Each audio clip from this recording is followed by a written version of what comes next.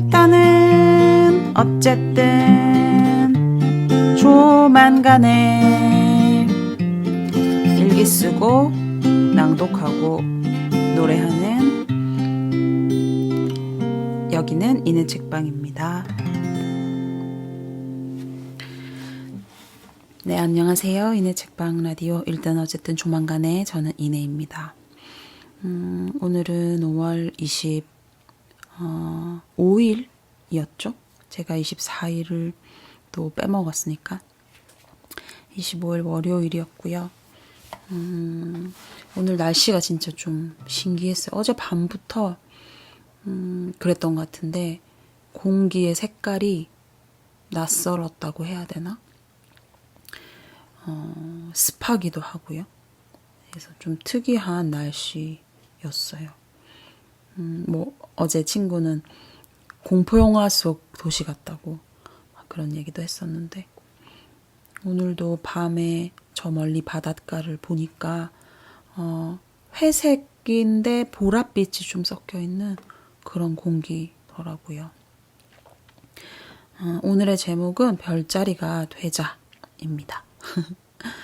제가 생일 축하한다는 메시지를 받으면서 그 팟캐스트 있잖아요. 오은의 옹기종기 책 이야기도 하고 작가님들 모셔서 얘기하는 그거에 정혜윤 작가님이 나온 편을 링크를 보내줬어요. 친구가. 그래서 걸으면서 들었는데 너무 좋더라고요. 그래서 들으면서 몇 번을 울컥했어요. 그래서 2번 정도 들었는데 여러 가지 이야기들이 나왔어요. 뭐 들어보시라고 좀 추천도 드리고 싶네요. 우선은 정혜윤 작가님이 이탈로 칼비노 작가님을 제일 좋아한대요. 그리고 그분의 보이지 않는 도시들이라는 책을 말씀하셨는데 뭐 제가 다 전달할 수는 없지만 지금 친하지는 않지만 몇 번 마주치기도 했고 말도 나눠본 적도 있고 했던 독립출판물 작가님이 갑자기 돌아가셨다는 소식을 듣게 됐어요. 너무나 갑작스러운 그 이별이어서 마음이 잘 잡히지가 않더라고요. 이런 순간에 정혜운 작가님이 설명해 주셨던 그 보이지 않는 도시들이 가지고 있는 어떤 느낌, 마음 그런 것들에 좀 기대게 되더라고요. 제가 오늘 다 설명을 하진 않겠지만 그래서 이별이라는 것을 언제나 하잖아요. 사람이 태어난 이상 얼마나 많은 이별들을 겪을까요? 근데 그 이별은 겪어도 납득이 되지 않는 것 같아요.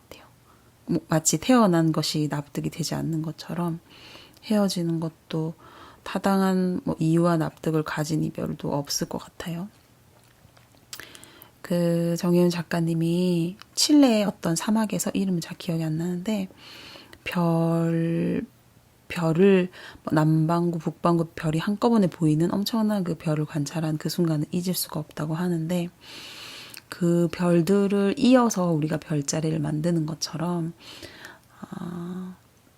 우리도 연결되어서 별자리가 되자 그런 이야기도 그 내용 중에 나왔었거든요. 납득되지 않는 그 상황들과 운명 속에서 그런 환상을 쫓을 수밖에 없는 것 같아요. 그런 거 없이 인간이 뭔가 하루라도 견딜 수 있을까? 그런 생각도 들고 그래서 떠난 사람, 남은 사람, 만날 사람, 또 앞으로 헤어질지도 모를 그 사람들이 점점이 하나씩 별로 떠 있더라도 그때그때 연결 지으려는 의미화? 그런 것들을 멈출 수는 없겠구나. 그런 생각으로 별자리가 되자라는 제목을 정해보았습니다. 제가 그 작가님이 돌아가셨다는 소식을 듣기 전에 우치다 다츠루 선생님의 책을 도서관에서 빌려서 보고 있었어요. 뭐 이런 책이 있었나 하면서 봤는데 보다 보니까 읽은 책이긴 했는데 그래도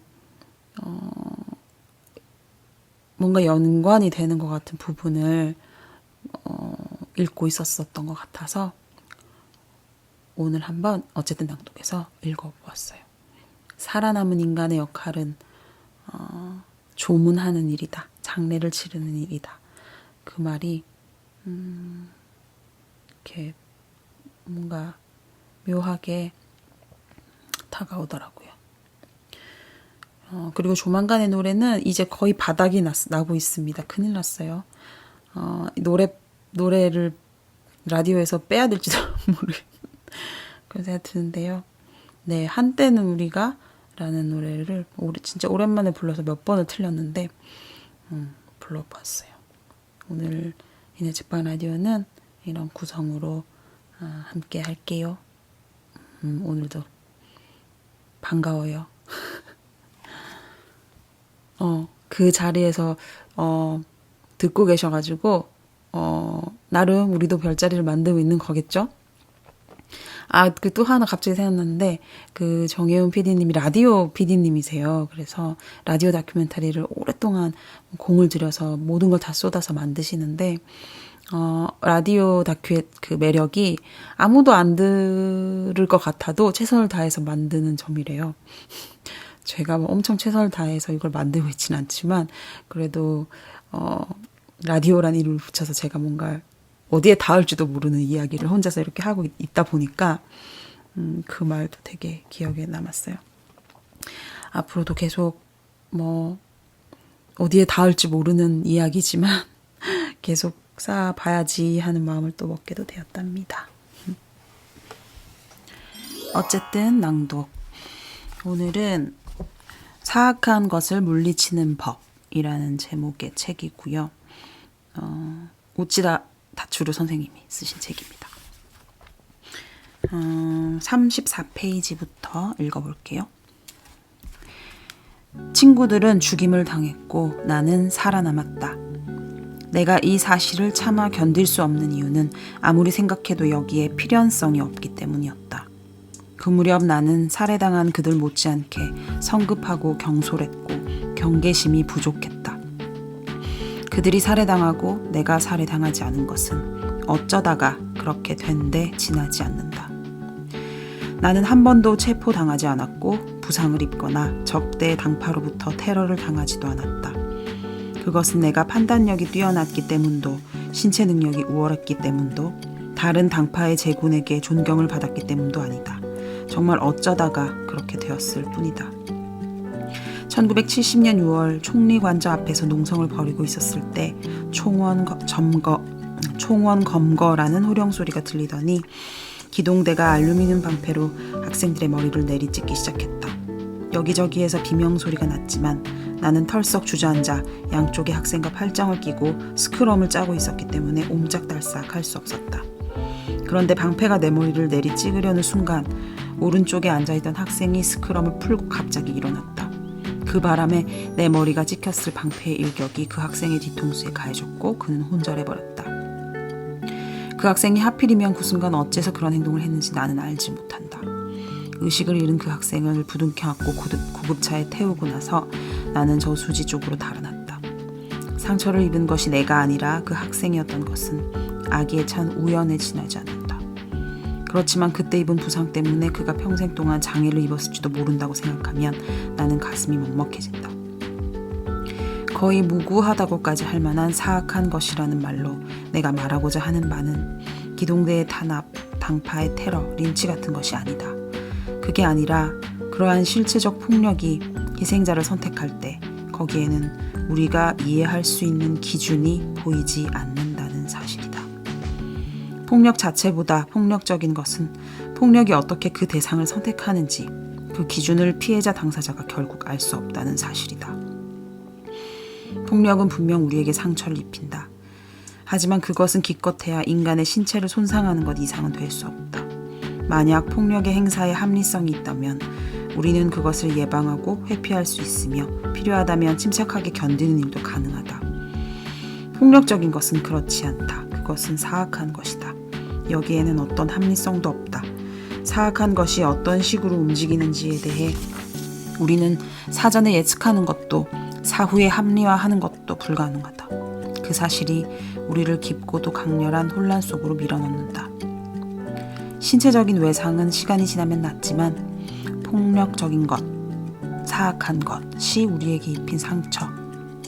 다시 말해 세계에는 조리가 있을 것이라는 소박한 믿음에 금이 갈 때 생긴 상처는 저절로 낫지 않는다. 이 상처를 치유하려면 살아남은 인간이 모종의 작업을 하지 않으면 안 된다. 이때 작업이란 죽은 인간과 살아남은 인간을 선별하는 시점에는 존재하지 않았던 차이를 나중에 오랜 시간을 들여 구축하는 일이다.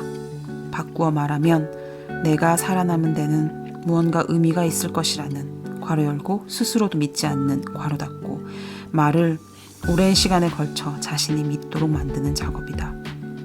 그래서 살아남은 인간은 장례를 치른다.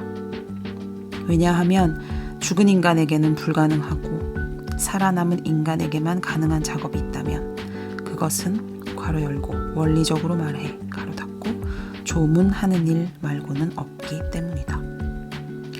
장례를 치르는 사람으로 새롭게 자기를 규정하는 것 이외에 살아남은 것을 합리화할 만한 그 어떤 설명도 성립하지 않는다. 사악한 것이 나를 덮치지 않았던 것은 내가 나중에 장래에 책무를 다해야 할 숙명을 짊어졌기 때문이라는 설명만이 겨우 내가 살아남았다는 괴로움을 덜어준다. 조금 건너뛰고 38페이지 조금 읽어볼게요.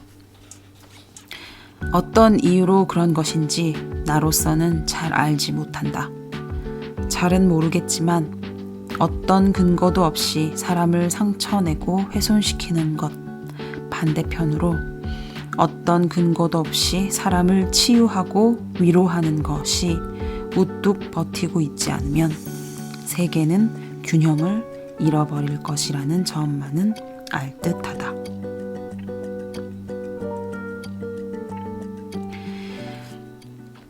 네, 오늘은 여기까지 읽어보겠습니다. 마지막에 읽었던 부분 있잖아요. 제가 그 이완배 기자라는 분의 그 경제 전문 기자님의 경제의 속살이라는 코너를 유튜브에서 종종 듣는데요. 언젠가 한번 그런 얘기를 하셨어요. 세상에 어떻게 해도 이기적인 선택을 하는 사람이 약 15-20% 정도는 꼭 있대요. 그리고 어떻게 해도 이타적인 선택을 하는 사람이 비슷하게 15 내지 20% 정도 있대요. 뭔가 방금 우치하 타츠로 선생님 책에서 읽었던 거랑 비슷하죠. 어떤 근거도 없이 사람을 상처내고 훼손시키는 것 반대편에 어떤 근거도 없이 사람을 치유하고 위로하는 것이 버텨서 균형을 지킬 거라는. 그래서 우치하 타츠로 선생님은 한 5명 중에 1명꼴로 어른이 존재하면 이 세계는 살만하다. 그런 주장을 자주 하세요. 근데 제가 아까 그 이완배 기자님의 말을 듣고 생각했던 것은 그 이완배 기자님의 말 중에는 그 40%를 제외한 60%는 상대가 나한테 어떻게 하느냐에 따라서 자기의 그 방향을 선택한다는 거죠. 그래서 이기적인 사람을 만나면 이기적으로 행동하게 될 것이고 이타적인 사람을 만나면 이타적인 선택을 하게 된다는 거예요. 그 이야기를 듣고 제가 생각했죠. 나는 정말 확실한 그 60% 안에 들어가는 사람이고 그런데 경험적으로 그 이타적인 20%를 만났을 때 내가 훨씬 행복하다는 것을 발견한 거예요. 그래서 최대한 그런 20%의 사람이 있는 곳에 가든지 그 20%의 사람을 만날 수 있는 것으로 나를 데려간다든지 하는 그런 선택을 해왔던 건 아닐까 그런 생각을 하게 되었어요. 네, 세상은 이해할 수 없어요. 특별히 죽음이라는 건 더더욱 이해할 수 없어요. 네, 그래서 어떻게 해야 할까요? 그 어떤 답도 내릴 수는 없는 그런 날이군요. 조만간의 노래.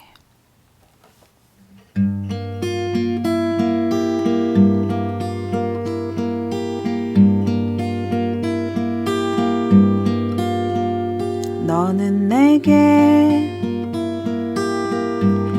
자유로우라 말하고 나는 그 말 안에 갇혀 있고 너는 이미 너의 애도의 시간을 지나왔고 나는 이제 나의 애도를 시작하고 한때는 우리가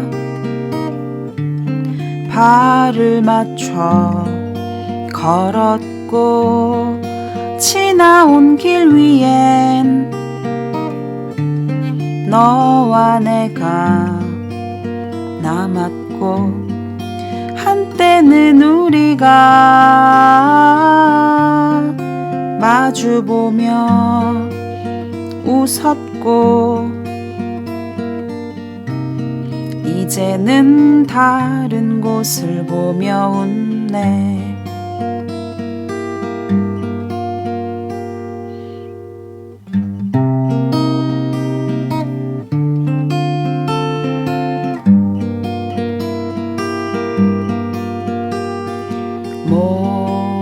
모르던 것들을 알아채기도 하고 알던 것들을 모르기도 하고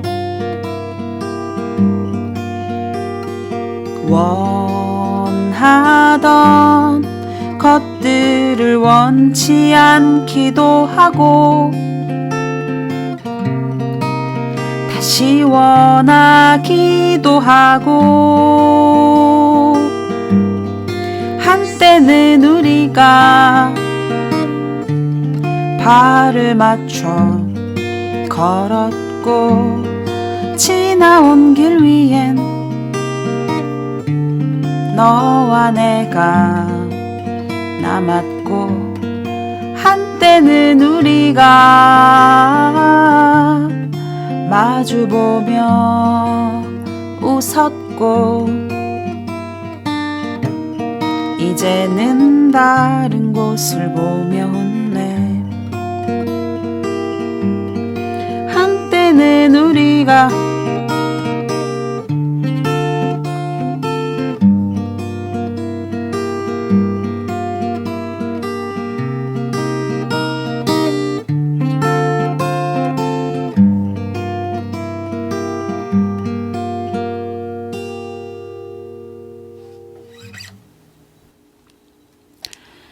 네, 오늘 이리책방 라디오 일단 어쨌든 조만간에는 여기까지입니다. 월요일 쉽지 않은 날이죠. 월요일이 지났고 또 내일 화요일 전 내일 또 아이들 만나러 출근하러 가는 날인데요. 네, 삶은 계속 되니까요. 다들 자기 자리에서 다시 시작해 봐요.